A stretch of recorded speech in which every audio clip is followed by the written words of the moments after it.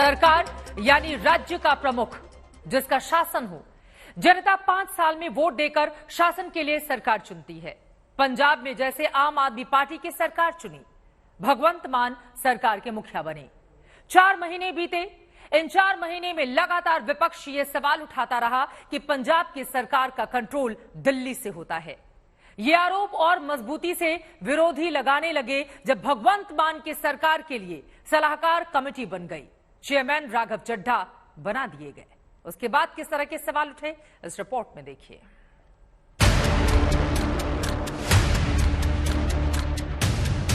21 दिन पहले के वीडियो से विवाद की इस कहानी को शुरू करते हैं। जब पंजाब में रोड शो के दौरान सामने गाड़ी के सनरूफ से बाहर निकले हुए अरविंद केजरीवाल दिखते हैं और इसी रोड शो में कार की खिड़की से बाहर लटके हुए प्रचार करते दिखते हैं पंजाब के मुख्यमंत्री भगवंत मान।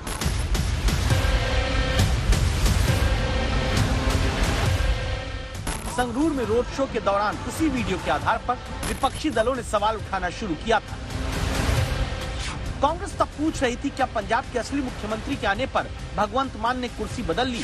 अकाली दल तब कह रहा था कि एक तस्वीर से पंजाब के लोगों को सब कुछ साफ हो गया। बीजेपी तब कह रही थी कि देखिए अरविंद केजरीवाल ने भगवंत मान को लटका दिया। मैं भगवंत मान ईश्वर दी सौं चुकदा हां। सरकार पंजाब में आपकी, मुख्यमंत्री भगवंत मान बने। फिर भी सवाल तो भगवंत मान को पंजाब का मुख्यमंत्री घोषित करने के बाद से ही चुनाव से पहले उठते आ रहे हैं। मुख्यमंत्री वजों सब आपके विरोधी यही कहते थे ना कि ये केजरीवाल दिल्ली छोड़कर बैठेगा क्या वहाँ पर? दिल्ली वालों को भी ये समझाया जाता था। वो तो आज भी वो भगवंत को डिक्लेयर कर दिया। चन्नी साहब कहते हैं केजरीवाल इसको हरा के और खुद आ जाएगा। फिर आज शायद आप ही का प्रोग्राम उसमें कह रहे थे कि राघव चड्ढा को बना देगा। फिर कह रहे थे कि केजरीवाल अपनी बीवी को बना देगा। आजकल वो बहुत ज्यादा राघव चड्ढा यहीं पे बैठे हुए डेप्यूटी सीएम बनेंगे क्या? कौन?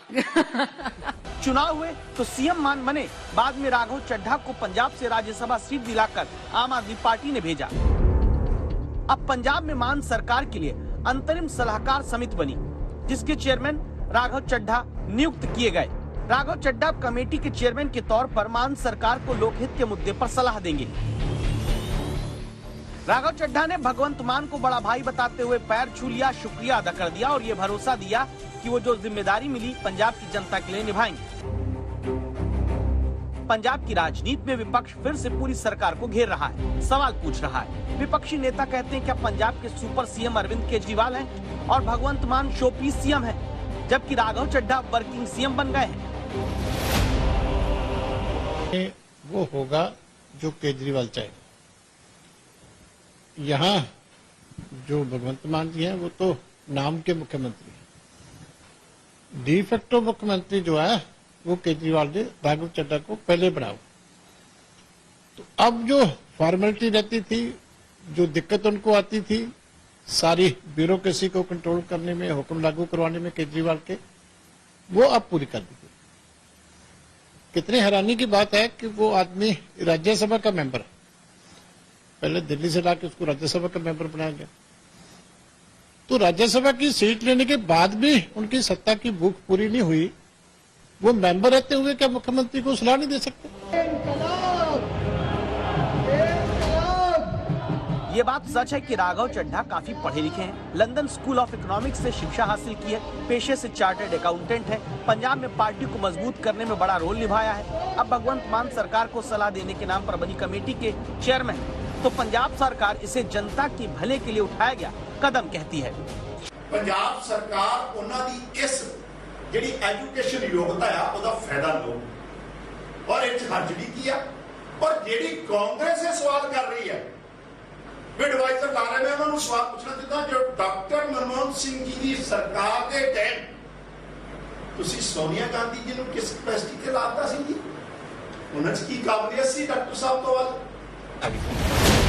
लेकिन विपक्ष का सवाल इसी भले और भलाई के दावों पर पहले भी क्योंकि आरोप लगे हैं। अप्रैल में पंजाब के बिजली अधिकारियों के साथ दिल्ली के मुख्यमंत्री अरविंद केजरीवाल की बैठक को लेकर विवाद हुआ। फिर पंजाब की पुलिस जब दिल्ली में बीजेपी नेता तेजिंदर पाल सिंह बग्गा को गिरफ्तार करके ले जाती है तो पुलिस के इस्तेमाल पर आरोप लगा। अब राघव चड्ढा को सरकार की सलाहकार कमेटी का चेयरमैन बनाने पर पंजाब सरकार के रिमोट कंट्रोल से चलने के राजनीतिक आरोप लग रहे हैं। हरसिमरत कौर इसीलिए तो ट्विटर पर लिखती हैं कि अरविंद केजरीवाल के रिमोट से चलने वाले पंजाब के असली मुख्यमंत्री राघव चड्ढा हैं। लिखती हैं कि केजरीवाल सरकार ने मुख्यमंत्री मान को शादी के बाद छुट्टी पर भेज दिया। कांग्रेस के प्रगट सिंह ने लिखा कि पंजाब के सूबेदार राघव चड्ढा ने टेक ओवर कर लिया। विपक्ष का सवाल भी है कि अगर सलाह ही देनी है तो क्या बिना सलाहकार कमेटी के चेयरमैन बने राघव चड्ढा सलाह नहीं दे सकते थे? कमेटी क्यों बनाई जाए? क्योंकि ब्यूरोक्रेसी को बनाने का एक कोई न कोई ढंग तरीका निकालना जो सीधा जो हुक्म दिल्ली से आए सारा कुछ उनके हुक्म के मुताबिक जो है काम है। डे वन से पंजाब की आम आदमी पार्टी सरकार दिल्ली से चल रही है। इसके निर्णय दिल्ली से हो रहे हैं, चाहे वो इंफॉर्मेशन या नॉलेज शेयर एग्रीमेंट हो, और चाहे वो राज्यसभा की टिकटों का आवंटन हो, और चाहे पंजाब सरकार में अलग तरह की पॉलिटिकल अपॉइंटमेंट हो। सब जगह दिख रहा है कि पंजाब में इनको योग्य, अच्छे, नॉलेजेबल लोग नहीं मिल रहे हैं, वो दिल्ली से लाए जा रहे हैं।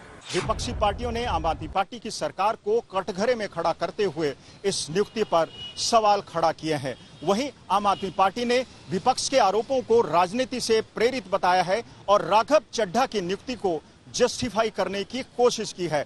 वहीं मुख्यमंत्री खुद ये दावा कर रहे हैं कि सरकार में जितने भी फैसले होते हैं उनकी मर्जी से ही होते हैं।